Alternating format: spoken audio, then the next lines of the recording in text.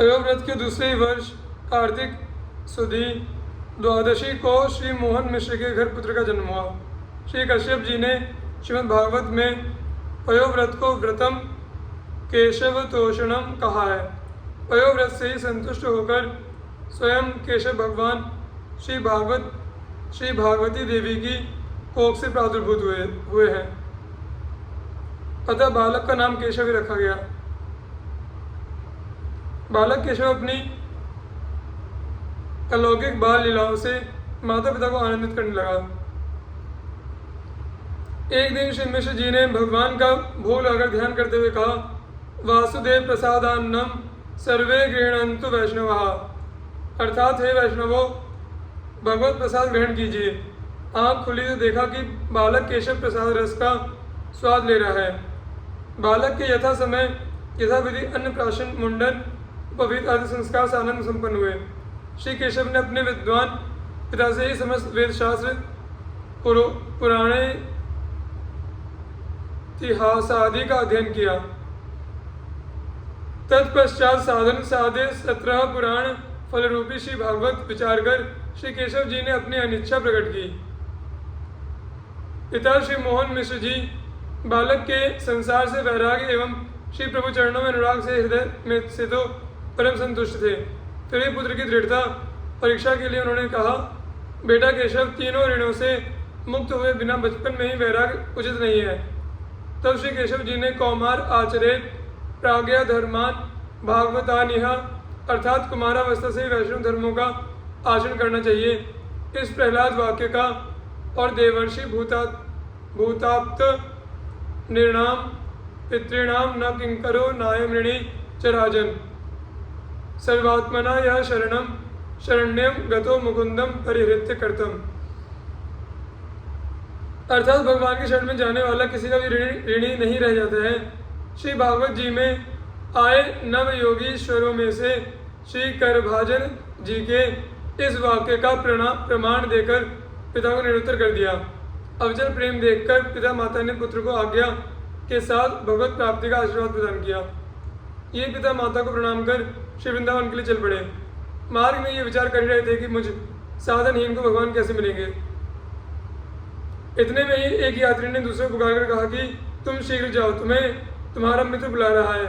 इस भगवत प्रेरित वाक्य से इन्हें विश्वास हो गया कि मुझे अवश्य श्री प्रभु मिलेंगे और शीघ्र मिलेंगे। फिर तो मन में श्री प्रभु मिलन संबंधी अनेक मनोरथ उठने लगे। श्री वृंदावन पहुंचने पर इनका ऐसा प्रेम उमड़ा कि प्रभु दर्शन के बिना इनका एक क्षण युग के समान बीतने लगा। आंखों से अविरल अश्रु प्रवाह होने लगा। अहर्निश प्यारे के विरह में बेचैन रहने से खान पान एकदम छूट गया।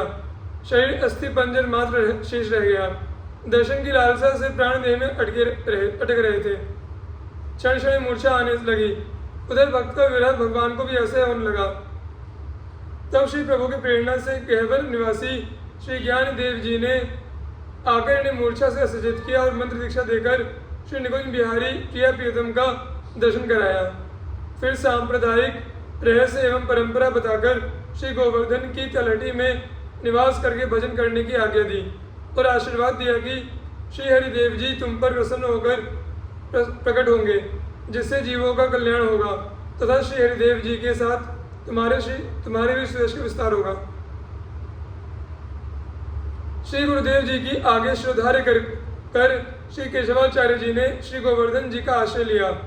श्री गिरिराज गोवर्धन जी में आपका ऐसा अनुराग हुआ कि आपने स्वरचित गोवर्धन शतक में लिखा है कि गोवर्धनात् किंचिदहम न जाने, अर्थात श्री गोवर्धन जी से परे हम और किसी को नहीं जानते हैं। इस निष्ठा के फलस्वरूप श्री श्याम सुंदर नित्य निकट रहते, लीला दिखाते रस में वार्तालाप करते। एक दिन भगवान ने कहा कि मेरा एक शिव विग्रह बिछवा कुंड के निकट खेत की मेड़ में है, उसे प्रकट करो।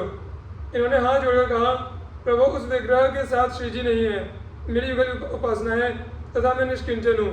कभी शाकपात और कभी ब्रजवासियों के घर से प्राप्त चुटकी मात्र चूर्ण से ही निर्वाह कर लेता हूँ।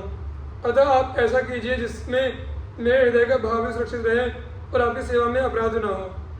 तब श्री प्रभु ने समाधान करते हुए कहा कि केशव, मैं तुमसे आज उस गुप्त रहस्य को प्रकट करता हूँ जिसे आज तक कोई नहीं जानता है। एक बार मैं श्री जी के दर्शनों को गया, परंतु दर्शन नहीं हुआ। तब मैंने इंद्र के यज्ञ को भंग कराया और श्री गोवर्धन की पूजा करवाई। इस पर इंद्र ने कुपित होकर वर्षा की। उससे व्रज की रक्षा के लिए मैंने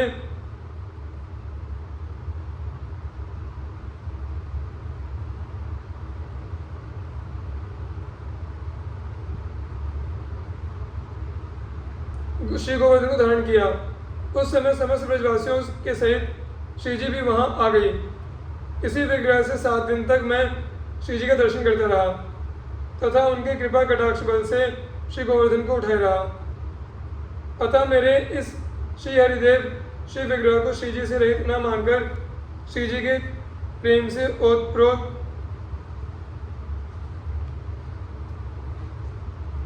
समझो। हमारा यह श्री विग्रह परम दयामय शरणागत रक्षक एवं इष्ट पूरक है। तुम मेरे इस विग्रह को प्रकट कर सेवा करो। मेरे निमित्त किसी से कुछ याचना मत करना। मेरी प्रेरणा से स्वयं कोई कुछ अर्पण कर दे तो स्वीकार कर लिया करना। भगवान की आज्ञा पाकर श्री केशवाचार्य जी ने लोगों को एकत्रित करके बिछुआ कुंड पर वह स्थान बताया जहाँ श्री विग्रह था। खोदने पर परम सुंदर मूर्ति दिखाई पड़ी। उसे देखकर वहां उपस्थित सभी लोगों के मन में लालच हुआ कि इस विग्रह को मैं अपने घर ले जाऊं। एक ने कहा कि इस विग्रह को मैं अपने घर ले जाकर सेवा करूंगा, तो दूसरे ने कहा वह तुम कैसे ले जाओगे, यह तो मेरे खेत की मेड़ पर प्रकट हुआ है, अतः इन्हें मैं ले जाऊंगा। तीसरे ने कहा मैं जमींदार हूँ, इस नाते भूमि गर्भ से प्राप्त वस्तु पर मेरा पूर्ण अधिकार है, अतः मैं ले जाऊंगा। जब इस प्रकार परस्पर विवाद होने लगा तब श्री केशवाचार्य जी दूर हट गए। किसी विचारवान व्यक्ति ने लोगों को समझाते हुए कहा कि जिस संत ने तुम्हें बुलाकर भेद बताया उससे पूछकर भी कोई कार्य करो, अन्यथा तन धन और यश की हानि होगी। यह सुनकर उसे फटकारते हुए लोगों ने कहा कि तुझको किसने पंच बनाया है, अपना भला चाहो तो चुप रहो। वह बेचारा चुप हो गया। इतने में आकाशवाणी हुई कि अकेले इस शिव विग्रह को जो कोई उठा ले जाएगा वही सेवा का अधिकारी होगा। लोग उठाने लगे पर शिव विग्रह टस से मस न हुआ। तब सबने श्री केशवाचार्य जी से उठाने की प्रार्थना की। प्रेम मग्न श्री आचार्य जी ने जैसे स्पर्श किया कि भगवान छाती से आ लगे। निर्णय हो गया कि भगवान तो इन्हीं के ये प्रकट हुए हैं, हम लोगों का मोह व्यर्थ है। श्री केशवाचार्य जी श्री हरिदेव जी को अपनी पर्णकुटी में ले आए और पधराकर सात्विक भाव से सेवा करने लगे। ब्रजवासी लोग बड़ी श्रद्धा से दर्शन करने आते। भक्त की महिमा बढ़ाने के लिए एक दिन श्री हरिदेव जी ने खीर भोग आरोगने की इच्छा प्रकट की। तब श्री केशवाचार्य जी ने प्रार्थना की कि हे प्रभु, मेरे पास तो खीर की सामग्री का अभाव है और मैं याचना किसी से कर नहीं सकता। तब श्री हरिदेव जी ने राजा भगवान दास को स्वप्न दिया। स्वप्नादेश पाकर राजा आए और दर्शन कर अत्यंत प्रभावित हुए।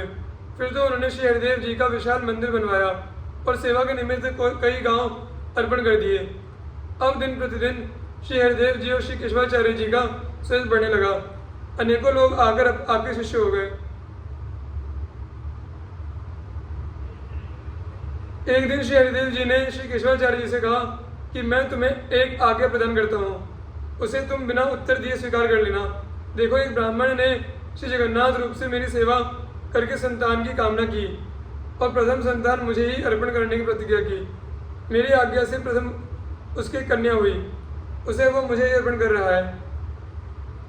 मैंने उस स्वप्न देकर आज्ञा दी है कि श्री गोवर्धन में श्री केशवाचार्य जी के रूप में मैं ही विद्यमान हूँ, अतः अपनी कन्या श्री केशवाचार्य जी को ही अर्पण कर दो। अब वह आकर तुम्हें कन्यादान करेगा, उसे तुम स्वीकार कर लेना, इससे मुझे प्रसन्नता होगी। श्री केशवाचार्य जी ने कहा, प्रभु, वैसे तो पत्नी परिग्रह एक बंधन ही है, परंतु आपकी प्रसन्नता के लिए तो मैं कोटि कोटि बंधन स्वीकार कर सकता हूँ। आज यदि शेखी में आकर मैं आपके आज्ञा का उल्लंघन करूँ तो कल ही आपकी माया मुझे अपने बस से गिरा सकती है। भगवदा देश से ब्राह्मण ने आकर अपनी कन्या शुभ मुहूर्त में प्रदान की। उसे श्री आचार्य ने स्वीकार किया। परम भगवत भक्ता पत्नी पाकर श्री केशवाचार्य जी ने परम संतोष का अनुभव किया। कुछ समय पश्चात आपके श्री परशुराम एवं श्री बाल मुकुंद नाम के 2 पुत्र हुए, जिनके साथ श्री हरिदेव जी खेलते थे और सेवा तथा भोग में उनसे इच्छित वस्तु लाने को कहते थे। कुछ दिन बाद आप अपने पुत्रों एवं शिष्य परिशिष्यों को श्री हरिदेव जी की सेवा सौंपकर उन्हें ज्ञान भक्ति का उपदेश देकर श्री गोवर्धन वास की आज्ञा देकर स्वयं महाभाव में मग्न हो गए।